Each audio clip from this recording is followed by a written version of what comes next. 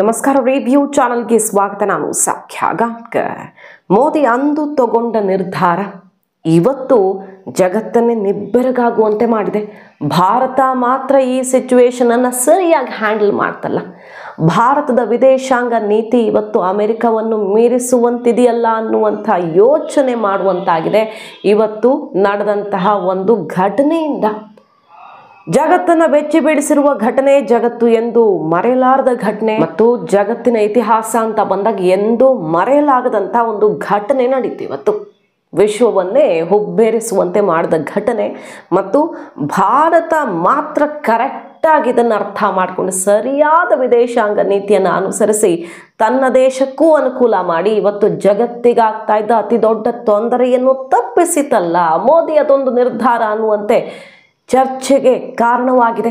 ಅದೇನು one by one ಹೇಳ್ತಾ ಹೋಗ್ತೀವಿ. ಮಿಸ್ ಮಾಡ್ತಾರೆ ನಮ್ಮ ಚಾನಲ್ನ ಸಬ್ಸ್ಕ್ರೈಬ್ ಮಾಡಿ, ನಿಮ್ಮ ಅಭಿಪ್ರಾಯ ಕಮೆಂಟ್ ಮಾಡಿ ತಿಳಿಸಿ. ಎಸ್ ವೀಕ್ಷಕರೇ, ಇವತ್ತು ಅಮೆರಿಕ ಮತ್ತು ಯುಕ್ರೇನ್ ಅಂದರೆ ಜೆಲೆನ್ಸ್ಕಿ ವೈಟ್ ಹೌಸ್ಗೆ ಹೋಗಿರ್ತಾರೆ ಖನಿಜ ಒಪ್ಪಂದ ಸಹಿ ಮಾಡೋದಕ್ಕೆ.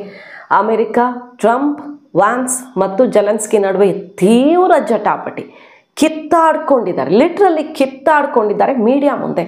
ಅದು ರಾಜತಾಂತ್ರಿಕವಾಗಿ ಮಾತುಕತೆ, ಒಂದು ಒಪ್ಪಂದಕ್ಕೆ ಸಹಿ ಹಾಕಿ ಪ್ರೆಸ್ ಮೀಟ್ ಅರೇಂಜ್ ಮಾಡಿತ್ತು. ಆದರೆ ಯಾವ ಥರ ಕಿತ್ತಾಡ್ಕೊಳ್ತಾರೆ ಅಂದರೆ ಕೊನೆಗೆ ಮೀಡಿಯಾ ಕ್ಯಾಮ್ರಾಗಳನ್ನು ಆಫ್ ಮಾಡಿಸಿ ಸುಮಾರು ಹೊತ್ತಾದಮೇಲೆ ಇನ್ನು ಜಗತ್ತೆಲ್ಲ ಈ ದೊಂಬರಾಟ ನೋಡ್ತಿದೆಯಲ್ಲ ಅಂತ ಕಳಿಸ್ತಾರೆ. ಜೆಲೆನ್ಸ್ಕಿಯನ್ನು ಓಡಿಸ್ತಾರೆ, ದಿಕ್ಕಾಪಾಲಗೋಡಿ ಇಲ್ಲಿಂದ ನಮ್ಮ ಕಡೆ ತಿರುಗಿ ನೋಡಬೇಡಿ ಅಂತ ಯುಕ್ರೇನ್ಗೆ ಹೊರಗಟ್ಟಲಾಗತ್ತೆ. ಲಿಟ್ರಲಿ ಜೆಲೆನ್ಸ್ಕಿಯನ್ನು ಓಡಿಸಲಾಗತ್ತೆ, ಹೋಗಿ ಅಮೆರಿಕ ಬಿಟ್ಟು ಅಂತ.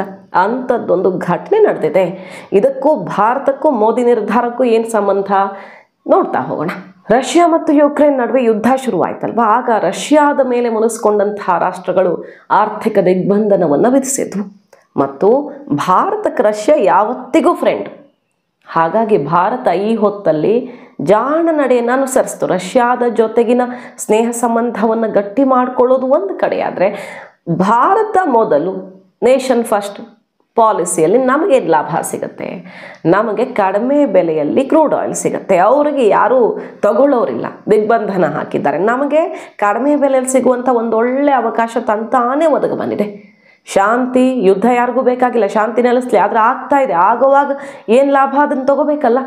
ಭಾರತದ ಆ ಒಂದು ನಿರ್ಧಾರ ಇಡೀ ಜಾಗತಿಕವಾಗಿ ಸೃಷ್ಟಿಯಾಗಬಹುದಾದಂಥ ಫ್ಯೂಯಲ್ ಇನ್ಫ್ಲೇಷನನ್ನು ಕಂಟ್ರೋಲ್ ಮಾಡೋದಕ್ಕೆ ಅತಿ ದೊಡ್ಡ ನಿರ್ಧಾರವಾಯಿತು. ಅಂದರೆ ಇವತ್ತು ಜಗತ್ತಿನೆಲ್ಲೆಡೆ ಊಹೆ ಮಾಡಿಕೊಳ್ಳದಂತೆ ಫ್ಯೂಯಲ್ ರೇಟ್ ಹೈಕ್ ಆಗಿರ್ತಿತ್ತು. ಭಾರತ ಏನಾದರೂ ಅದನ್ನು ಬ್ಯಾಲೆನ್ಸ್ ಮಾಡದೆ ಹೋಗಿದ್ರೆ ನಾವು ತಗೊಂಡು ಕ್ರೂಡ್ ಆಯಿಲಿಂದ ಕೊನೆಗೆ ಬೇರೆ ಬೇರೆ ಕಡೆ ರಫ್ತು ಕೂಡ ಮಾಡಿದ್ವಿ. ಭಾರತದ ಅದೊಂದು ನಿರ್ಧಾರ ದೇಶಕ್ಕೆ ಬಹುದೊಡ್ಡ ಲಾಭದ ಜೊತೆ ಜಗತ್ತಿಗೂ ದೊಡ್ಡ ಕೊಡುಗೆಯನ್ನು ಕೊಡ್ತಲ್ವ. ಆದರೆ ಎಲ್ಲ ಬೇರೆ ಬೇರೆ ಯುರೋಪಿಯನ್ ಕಂಟ್ರೀಸ್ ಎಲ್ಲ ಭಾರತ ರಷ್ಯಾ ಜೊತೆ ಸ್ನೇಹ ಮಾಡ್ತಿದೆ, ಈಗಲೂ ಮುಂದುವರಿಸ್ತಿದೆಯಲ್ಲ, ಇಷ್ಟೆಲ್ಲ ಆದಮೇಲೂ ಭಾರತ ಸರಿ ಇಲ್ಲ ಅನ್ನೋ ರೀತಿಯಲ್ಲಿ ಮಾತಾಡ್ತಿದ್ರು. ಆದರೆ ಇವತ್ತು ನೋಡಿ ಏನಾಗಿದೆ, ಅಮೆರಿಕದ ಆಟಕ್ಕೆ ಭಾರತ ಸೊಪ್ಪು ಹಾಕಿಲ್ಲ ಅಷ್ಟೇ. ಅಮೆರಿಕ ಯಾರ ಜೊತೆ ಫ್ರೆಂಡ್ ಆಗಿರುತ್ತೆ, ಯಾರನ್ನು ಫ್ರೆಂಡ್ ಮಾಡಿಕೊಂಡು ಅವರ ಹೆಗಲ ಮೇಲೆ ಬಂದೂಕಿಡುತ್ತೆ, ಯಾವುದನ್ನು ಅರ್ಥ ಮಾಡ್ಕೊಳ್ಳೋಕೆ ಸಾಧ್ಯ ಇಲ್ಲ. ಚೀನಾದ ಬದ್ಧವೈರಿ ಚೀನಾದ ಜೊತೆ ರಾತ್ರೋರಾತ್ರಿ ಹೋಗಿ ಮಾತಾಡ್ಕೊಂಡು ಬರೋಕ್ಕೂ ಹಿಂಜರಿಯಲ್ಲ ಅವರು. ಆ ರೀತಿ ಅಮೆರಿಕದ ಪಾಲಿಸಿ ಅವ್ರಿಗೇನು ಲಾಭ ಆಗುತ್ತೋ ಅದನ್ನು ಮಾಡ್ತಾರೆ. ನೋಡಿ ಇವತ್ತು ಯುಕ್ರೇನ್ ಜೊತೆಗಾಗಿರೋದು ಅದೇ ಪರಿಸ್ಥಿತಿ. ಯುಕ್ರೇನ್ ಕಂಗಾಲಾಗಿ ಹೋಗಿದೆ ಇವತ್ತು. ಯುಕ್ರೇನ್ಗೆ ಇವತ್ತು ಅಮೆರಿಕ ಹೇಳಿದ್ದೇನು, ಟ್ರಂಪ್ ಏನು ಹೇಳ್ತಾರೆ ಜೆಲೆನ್ಸ್ಕಿಗೆ, ಯುದ್ಧ ನಿಲ್ಲಿಸಿ, ಜಾಗತಿಕವಾಗಿ ಎಲ್ಲ ವ್ಯಾಪಾರ, ವಾಣಿಜ್ಯ ಸರಪಳಿ, ಆಹಾರ ಸಪ್ಲೈ ಎಲ್ಲ ಏರುಪೇರಾಗಿ ಹೋಗಿದೆ.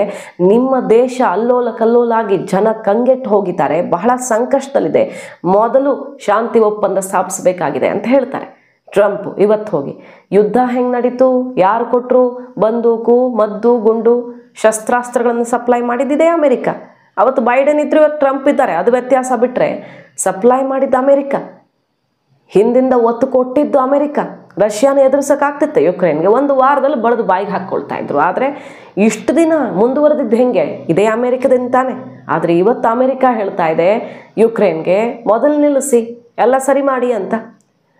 ಜೆಲೆನ್ಸ್ಕಿ ಅದನ್ನೇ ಹೇಳಿದ್ರು, ಶಾಂತಿ ಒಪ್ಪಂದ ಅಂತ ಹೇಳ್ತಿರಲ್ಲ, ನಾವು ಕಾಲು ಕೆರ್ಕೊಂಡು ಜಗಳಕ್ಕೆ ಹೋಗೋದು. ಒಪ್ಪಂದ ಮಾಡ್ಕೊಂಡಾಗಾದರೂ ಪುಟಿನ್ ಸುಮ್ಮನಿದ್ದಾರ, ಬಂದು ಅಟ್ಯಾಕ್ ಮಾಡಿದ್ದಾರೆ. 2015ರಲ್ಲಿ ಏನಾಯಿತು, 2019ರಲ್ಲಿ ಏನಾಯಿತು, ಅವತ್ತು ನಮ್ಮ ಒಂದು ಭಾಗವನ್ನು ವಶಪಡಿಸ್ಕೊಂಡಾಗ ಯಾವ ರಾಜತಾಂತ್ರಿಕ ಮಾತುಕತೆ ಯಾರೂ ಬರಲಿಲ್ಲ. ಇವತ್ತು ಬಂದಿದ್ದೀರಿ ನೀವು. ಹಾಗೆ ಒಪ್ಪಂದವನ್ನು ಮುರಿದು ದಾಳಿ ಮಾಡಿಲ್ವಾ ರಷ್ಯಾದ ಮೇಲೆ, ರಷ್ಯಾ ಯುಕ್ರೇನ್ ಮೇಲೆ? ಅವಾಗ ಯಾರೂ ಬರಲಿಲ್ಲ, ಈಗ ಬಂದಿದ್ದೀರಿ ರಷ್ಯಾದ ಕಡೆ ನೀವು ಆಳ್ತಿದ್ದೀರಿ ಅನ್ನೋ ರೀತಿಯಲ್ಲಿ ಯುಕ್ರೇನ್ ಈಗ ಯಾವ ಯುಕ್ರೇನನ್ನು ಅಮೆರಿಕ ಹೊತ್ತೊತ್ತಿ ಮೆರೆಸ್ತೋ ಅದೇ ಯುಕ್ರೇನ್ ಪರಿಸ್ಥಿತಿ ಹೆಂಗಾಗಿದೆ ಅಂದರೆ ಪಾತಾಳಕ್ಕೆ ಬಿಸಾಕ್ದಂಗಾಗಿದೆ. ಹೆನ್ರಿ ಕಿಸ್ಸಿಂಜರ್ ಒಂದು ಮಾತಿಲ್ ನೆನಪು ಬರುತ್ತೆ, ಏನಂತ, ಅಮೆರಿಕದ ಶತ್ರುವಾಗೋದು ಡೇಂಜರಸ್, ಆದರೆ ಅಮೆರಿಕದ ಫ್ರೆಂಡ್ ಆಗೋದು ಇನ್ನೂ ಡೇಂಜರಸ್, ಇನ್ಫ್ಯಾಕ್ಟ್ ಫೇಟಲ್, ಮಾರಣಾಂತಿಕ ಅಂತ ಹೇಳಿದರು. ಅದು ಸತ್ಯ.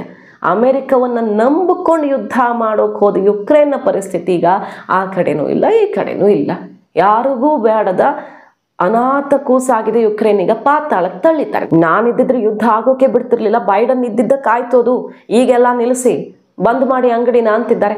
ಆದರೆ ಯುಕ್ರೇನ್ ಈಗ ಸಂಕಷ್ಟದ ಪರಿಸ್ಥಿತಿಯಲ್ಲಿ ಸಿಕ್ಕಾಕೊಂಡಿದೆ. ರಷ್ಯಾದ ಜೊತೆ ಕೈಕುಲುಕೋಕೆ ಅಮೆರಿಕ ರೆಡಿ ಆಗಿದೆಯಲ್ಲ ಅಂತ ಈಗ ಕಿಡಿ ಕಾರ್ತಿದ್ದಾರೆ. ಯುಕ್ರೇನ್ ಬಡವರ ಸಿಟ್ಟು ದವಡೆಗೆ ಮೂಲ ಅಂತಾರಲ್ಲ, ಅಷ್ಟೇ ಮಾಡೋಕ್ಕಾಗೋದು, ಇನ್ನೇನು ಮಾಡೋಕ್ಕಾಗಲ್ಲ. ಆದರೆ ಸಿಡ್ದು ಎದ್ದಿದ್ದಾರೆ, ಅದಕ್ಕೆ ಇಷ್ಟು ಗಲಾಟೆ ಆಯಿತು. ಕೊನೆಗೆ ನಡೀರಿ ಇಲ್ಲಿಂದ, ನಾವಿಲ್ದೆ ನಿಮ್ಮ ಹತ್ರ ಏನಾಗ್ತಾ ಇತ್ತು, ಸೈನಿಕರೇ ಇಲ್ಲ ನಿಮ್ಮ ಹತ್ರ ಯುದ್ಧ ಮಾಡೋಕೆ, ಇನ್ನೇನು ಮಾತಾಡ್ತೀರಾ, ಅಮೆರಿಕಕ್ಕೆ ರೆಸ್ಪೆಕ್ಟ್ ಕೊಡೋಕೆ ಕಲ್ತ್ಕೊಳ್ಳಿ ಅಂತ ಓಡಿಸಿದ್ರು. ಊಟ ಅರೇಂಜ್ ಆಗಿತ್ತು, ಅದನ್ನೂ ಕೊಡದೆ ಓಡಿಸಿದ್ರು. ಸೊ ಯುಕ್ರೇನ್ಗೆ ಇವತ್ತು ಪಶ್ಚಾತ್ತಾಪ ಆಗ್ತಿರುತ್ತೆ. ಈ ಅಮೆರಿಕದ ಮಾತು ಕೇಳ್ಕೊಂಡು ನಾವು ಏನಾದ್ವಿ, ಇವತ್ತು ಕಥೆ ಏನಾಯಿತು, ಯುದ್ಧನೂ ಆಯಿತು, ದೊಡ್ಡ ನಷ್ಟನೂ ಆಯಿತು, ಸಪೋರ್ಟು ಕೊಟ್ಟರು, ಈಗ ಈ ರೀತಿ ಪ್ಲೇಟ್ ಚೇಂಜ್ ಮಾಡಿದ್ದಾರಲ್ಲ ಅಂತ ಕಂಗಾಲಾಗಿದೆ ಯುಕ್ರೇನ್. ಈ ಗಲಾಟೆ ಲಾಭ ಮಾಡ್ಕೊಂಡಿದ್ಯಾರು? ಭಾರತ. ಲಿಟ್ರಲಿ ರಷ್ಯಾದಿಂದ ಕ್ರೂಡ್ ಆಯಿಲ್ ತಗೊಳ್ಳುವಂಥ ನಿರ್ಧಾರ ಭಾರತಕ್ಕೆ ಅತ್ಯಂತ ನಿರ್ಣಾಯಕ. ಮತ್ತು ಜಗತ್ತಿನಾದ್ಯಂತ ಇವತ್ತು ಭಾರತದ ಈ ವಿದೇಶಾಂಗ ನೀತಿ, ರಾಜತಾಂತ್ರಿಕ ಲೆಕ್ಕಾಚಾರ ಮತ್ತು ಜಾಣ ನಡೆಯನ್ನು ಕೊಂಡಾಡುವಂತಾಗಿದೆ. ಜಗತ್ತಿನಲ್ಲಿಯೇ ದೊಡ್ಡ ಸಮಸ್ಯೆ ತಂದಿಡ್ತಿತ್ತು ಭಾರತ ಕ್ರೂಡ್ ಆಯಿಲ್ ಖರೀದಿ ಮಾಡದೇ ಇದ್ದಿದ್ರೆ. ಎಲ್ಲೆಡೆ ಪ್ರೈಸು ಮುಗಿಲು ಮುಟ್ಟಿ ಬಾಯ್ ಬಡ್ಕೊಳ್ಬೇಕಾಗಿತ್ತು. ಇದನ್ನು ಯುರೋಪಲ್ಲೇ ನಿಂತು ಜೈಶಂಕರ್ ಹಿಂದೊಮ್ಮೆ ಗುಡುಗಿ ಬಂದಿದ್ರು. ಅವತ್ತು ನಾವು ರಿಪೋರ್ಟ್ ಮಾಡಿದ್ವಿ, ಯುರೋಪಿಯನ್ ರಾಷ್ಟ್ರಗಳಿಗೆ ಎಚ್ಚರಿಕೆ ಕೊಟ್ಟು ಬಂದ ಜೈಶಂಕರ್ ಅಂತ. ಸೊ ಭಾರತ ಕರೆಕ್ಟ್ ಟೈಮ್ಗೆ ಯಾವ ರೀತಿ ನಿರ್ಧಾರವನ್ನು ತಗೊಳ್ತು, ಮೋದಿ ಲೆಕ್ಕಾಚಾರ ಯಾವ ರೀತಿ ಕ್ಲಿಕ್ ಆಗಿದೆ ಅನ್ನೋದ್ರ ಬಗ್ಗೆ ಇವತ್ತು ಯುಕ್ರೇನನ್ನೇ ಬಡ್ದು ಬಾಯಿಗೆ ಹಾಕ್ಕೊಳ್ತಾ ಇದ್ದ ಹಾಗೆ ಚರ್ಚೆ ಮಾಡುವಂತಾಗಿದೆ. ಭಾರತ ಅಮೆರಿಕದಂತೆ ಬೇರೆ ಬೇರೆ ಬಲಿಷ್ಠ ರಾಷ್ಟ್ರಗಳಂತೆ ತನಗೇನು ಬೇಕೋ ಅದನ್ನು ಪಡ್ಕೊಳ್ಳೋದು. ನಮಗೆ ಯಾರು ಪ್ರಯಾರಿಟಿ ಇಲ್ಲಿ? ನಮ್ಮ ಜನ. ಭಾರತ ಯಾವುದ್ರ ಬಗ್ಗೆ ಯೋಚನೆ ಮಾಡುತ್ತೆ? ಮೊದಲು ನಮ್ಮ ದೇಶ. ಹಂಗಂತ ನಾವೇನು ಜಗತ್ತಿನಲ್ಲೆಲ್ಲ ಯುದ್ಧ ಆಗಲಿ ಅಂತ ಬಯಸಲ್ಲ, ಅದು ಆಗ್ತಾ ಇದೆ, ನಾವೇನು ಮಾಡೋಕ್ಕಾಗತ್ತೆ? ನಿಲ್ಲಿಸಿ ಅಂತ ಹೇಳಿದ್ದಾರೆ ಮೋದಿ. ಇದು ಯುದ್ಧದ ಸಮಯ ಅಲ್ಲ ಅಂತ ಎಚ್ಚರಿಸಿದ್ದಾರೆ. ಇಬ್ಬರಿಗೂ ಕಿವಿ ಮಾತು ಹೇಳಿದ್ದಾರೆ. ಜಾಗತಿಕ ನಾಯಕರ ಪೈಕಿ ಈ ಯುದ್ಧ ಆಗ್ತಿರೋ ರಾಷ್ಟ್ರಗಳಲ್ಲಿ ಇಬ್ಬರನ್ನು ಮೀಟ್ ಆದವರಲ್ಲಿ ಮೋದಿನೇ ಫಸ್ಟು. ಅದೆಲ್ಲ ಮಾಡಿದ್ದಾಗಿದೆ, ಪ್ರಯತ್ನ ಮಾಡಿದ್ದಾಗಿದೆ, ಮಧ್ಯಸ್ಥಿಕೆ ವಹಿಸಿದ್ದಾಗಿದೆ. ಈಗ ಟ್ರಂಪ್ ಬಂದು ಏನು ಮಾಡಿದ್ರು ನೋಡ್ತಾ ಇದ್ದೀವಿ ನಾವು. ಸೊ ಈ ಜಟಾಪಟಿಯಲ್ಲಿ ಲಾಭ ಮಾಡ್ಕೊಂಡವನೇ ಜಾಣ ಅಲ್ವಾ? ಜಗತ್ತಿಗೂ ಲಾಭವನ್ನು ಕೊಟ್ಟಿದ್ದು ಭಾರತ. ಸೊ ನಮ್ಮ ದೇಶದ ನಿರ್ಧಾರಕ್ಕೆ ಇವತ್ತು ಹೌದಪ್ಪ, ಇವರೊಬ್ಬರನ್ನ ಬಿಟ್ಟರೆ ಇನ್ಯಾರೂ ಅರ್ಥ ಮಾಡ್ಕೊಳ್ಳಿಲ್ಲ, ಈ ಅಮೆರಿಕ ಚೆನ್ನಾಗಿ ಆಟ ಆಡುವಷ್ಟು ಆಟ ಆಡಿ ಈಗ ಬಿಸಾಕಿದೆ ನೋಡಿ ಅಂತ ಹೇಳೋ ಥರ ಆಗಿದೆ ಪರಿಸ್ಥಿತಿ. ಇದೇ ಹೊತ್ತಲ್ಲಿ ಯುರೋಪಿಯನ್ ರಾಷ್ಟ್ರಗಳಿಗೆ ಸರಿಯಾಗಿ ಜಾಡಿಸಿದ್ದಾರೆ ಜೈಶಂಕರ್. ನೋಡಿ, ಭಾರತ ಜಾಸ್ತಿ ತೈಲ ಖರೀದಿ ಮಾಡ್ತಿದೆ ಅಂತ ಕ್ಯಾಂಪೇನ್ ಮಾಡ್ತಿದ್ದೀರಲ್ಲ, ವಾಸ್ತವವಾಗಿ ಯುರೋಪ್ ರಷ್ಯಾದಿಂದ ತೈಲ ಖರೀದಿ ಮಾಡಿಲ್ವಾ? ಹಾಗಾದರೆ ಇದನ್ನು ಮಾತ್ರ ಜಾಣತನದಿಂದ ಪಕ್ಕಕ್ಕಿಟ್ಟು ಭಾರತ ಮೇಲಷ್ಟೇ ನೀವು ಹಾಕೋಕೆ ನೋಡಿದ್ರಲ್ಲ, ನೀವು ಕಳ್ಳಾಟ ಮಾಡಿದ್ದು ಗೊತ್ತಿಲ್ಲ ಅಂದ್ಕೊಂಡ್ರಾ ಅನ್ನೋದನ್ನು ಸರಿಯಾಗಿ ತಿರುಗೇಟ್ಕೊಟ್ಟಿದ್ದಾರೆ. ವಿಶ್ವವ್ಯಾಪಿ ನಾವೇ ಪ್ರಜಾಪ್ರಭುತ್ವದ ರಕ್ಷಕರು ಅಂತ ಹೇಳ್ತೀರಾ, ಬೇರೆ ದೇಶದಲ್ಲಿ ಅದು ಸರಿ ಇಲ್ಲ, ಇದು ಸರಿ ಇಲ್ಲ, ಪ್ರಜಾಪ್ರಭುತ್ವ ಸರಿ ಇಲ್ಲ ಅಂತ ಕಮೆಂಟ್ ಮಾಡ್ತೀರಾ. ಆ ದೇಶ ಏನಾದರೂ ನಿಮ್ಮ ದೇಶದಲ್ಲಿ ಮೂಗು ತೋರ್ಸೋಕೆ ಬಂದರೆ ಅದನ್ನು ಹಸ್ತಕ್ಷೇಪ ಅಂತೀರಾ. ನೀವು ಮಾಡಿದರೆ ದೊಡ್ಡ ಪ್ರಜಾಪ್ರಭುತ್ವ ಎತ್ತಿ ಹಿಡಿಯೋ ಕೆಲಸನ ಅಂತ ಸರಿಯಾಗಿ ಅಟ್ಯಾಕ್ ಮಾಡಿದ್ದಾರೆ. ಹಾಗೆ ನಮ್ಮ ಹತ್ರ ಮಲ್ಟಿಪಲ್ ಆಪ್ಷನ್ಸ್ಗಳಿದ್ದಾವೆ. ರಷ್ಯಾನೂ ಇದೆ, ಇನ್ನೊಂದು ರಾಷ್ಟ್ರನೂ ಇದೆ, ಅಮೆರಿಕ ಜೊತೆನೂ ನಾವು ಚೆನ್ನಾಗಿದ್ದೀವಿ, ರಷ್ಯಾ ಜೊತೆಗೂ ಚೆನ್ನಾಗಿದ್ದೀವಿ, ಯುಕ್ರೇನ್ ಜೊತೆಗೂ ಚೆನ್ನಾಗಿದ್ದೀವಿ, ಎಲ್ಲರೂ ಬೇಕು ನಮ್ಗೆ, ಅಷ್ಟು ಆಪ್ಷನ್ಸ್ ಇದೆ ಅನ್ನೋದೇ ಜಾಣತನ ಅಲ್ವಾ? ನೀವು ಮಾತ್ರ ಜಾಣರಾಗಿರ್ಬೇಕು, ನಾವು ದಡ್ಡರಾಗಿರ್ಬೇಕು ಅಂತ ಅಂದ್ಕೊಂಡಿದ್ದೀರಾ ಅಂತ ಅಟ್ಯಾಕ್ ಮಾಡಿರೋದು. ರಷ್ಯಾ ಸರಿ ಇಲ್ಲ, ಯುದ್ಧದಾಹಿ, ಇಂತಹ ರಷ್ಯಾ ಜೊತೆಗೆ ನೀವು ಸ್ನೇಹ ಮಾಡ್ತೀರಾ, ಈ ರೀತಿ ಸಂಬಂಧ ಮಾಡ್ತೀರಾ ಅಂತ ಆಸ್ಟ್ರೇಲಿಯಾ ಕೇಳಿದ ಒಂದು ವೇದಿಕೆಯಲ್ಲಾದಂಥ ಕಾನ್ವರ್ಸೇಷನ್ ಇವತ್ತು ಕರೆಕ್ಟಾಗಿ ಮ್ಯಾಚ್ ಆಗ್ತಾ ಇದೆ ನೋಡಿ. ಆಸ್ಟ್ರೇಲಿಯಾ ಆ ಪ್ರಶ್ನೆಗೆ ಸರಿ ನಮಗೆ ಕೇಳ್ತಿರಲ್ವಾ ಯುದ್ಧದಾಹಿ ರಷ್ಯಾ ಅಂತ. ರಷ್ಯಾ ನಮಗಂತೂ ಯಾವತ್ತೂ ಕೆಟ್ಟದ್ದು ಮಾಡಿಲ್ಲ. ಇಡೀ ಇತಿಹಾಸದಲ್ಲಿ ರಷ್ಯಾ ಭಾರತಕ್ಕೆ ಸಮಸ್ಯೆ ಮಾಡಿರೋ ಎಕ್ಸಾಂಪಲ್ ಇಲ್ಲ. ಆದರೆ ನೀವು ಕೇಳಿದ ಪ್ರಶ್ನೆಗೆ ಉತ್ತರಿಸೋದಾದರೆ ಪಾಕಿಸ್ತಾನ ಹಾಗಾದರೆ ಯಾವತ್ತೂ ಯುದ್ಧದಾಹಿ, ಭಯೋತ್ಪಾದಕತೆ. ಪಾಕಿಸ್ತಾನ ಭಾರತಕ್ಕೆ ಕೆಟ್ಟದ್ದು ಮಾಡುತ್ತೆ ಅಂತ ಗೊತ್ತಿದ್ರೂ ಕೂಡ ಪಾಕಿಸ್ತಾನವನ್ನು ಎಷ್ಟೊಂದು ದೇಶಗಳು ಸಪೋರ್ಟ್ ಮಾಡ್ತಾವಲ್ಲ, ಅದು ಯಾಕೆ? ಹಾಗಂತ ಆ ದೇಶಗಳ ಜೊತೆ, ಪಾಕಿಸ್ತಾನ ಜೊತೆ ನೀವು ಸ್ನೇಹ ಮಾಡಿದ್ದೀರಿ ಅಂತ ನಾವು ಜಗಳಕ್ಕೆ ನಿಂತಿದ್ದೀವ? ಅದು ಅವರವ್ರ ದೇಶದ ಇಂಟ್ರೆಸ್ಟು, ಇದು ನಮ್ಮ ದೇಶದ ಇಂಟ್ರೆಸ್ಟು ಅಂತ ತಿರುಗಿಸ್ಕೊಟ್ಟಿರೋದು. ಸೊ ಯುರೋಪಿಯನ್ ರಾಷ್ಟ್ರಗಳು ಇದೊಂದು ಮನಸ್ಥಿತಿ ಬಿಡಬೇಕು. ತಮಗೆ ಪ್ರಾಬ್ಲಮ್ ಆದರೆ ಅದು ಜಗತ್ತಿನ ಪ್ರಾಬ್ಲಮ್ಮು, ಬೇರೆಯವ್ರಿಗೆ ಪ್ರಾಬ್ಲಮ್ ಆದರೆ ಅದು ನಮಗೆ ಸಂಬಂಧನೇ ಇಲ್ಲ ಅಂತ ಅಂದ್ಕೊಳ್ಳೋದನ್ನು ಮೊದಲು ಬಿಡಬೇಕು. ನಾವು ರಷ್ಯಾ ಪರನೂ ಇಲ್ಲ, ಯುಕ್ರೇನ್ ಪರನೂ ಇಲ್ಲ, ನಾವು ಯುದ್ಧ ವಿರಾಮದ ಪರ, ಶಾಂತಿಯ ಪರ. ಎರಡು ದೇಶದ ಮುಖ್ಯಸ್ಥರ ಜೊತೆ ಮೀಟಿಂಗ್ ಮಾಡಿದ ಮೊದಲ ಫಾರಿನ್ ಲೀಡರೇ ಮೋದಿ, ನೆನಪಿರಲಿ ಅಂತೆಲ್ಲ ತಿರುಗಿ ಇಟ್ಕೊಟ್ಟಿದ್ದಾರೆ. ಇದು ಒಂದು ಸಪ್ರೇಟ್ ಬೆಳವಣಿಗೆ. ನೆನಪು ಮಾಡಿಕೊಟ್ಟಿದ್ದು ಇವತ್ತು ಭಾರತ ತಗೊಂಡ ಸ್ಟ್ಯಾಂಡು ಎಷ್ಟು ಕರೆಕ್ಟ್ ಆಗಿದೆ ಅಂತ.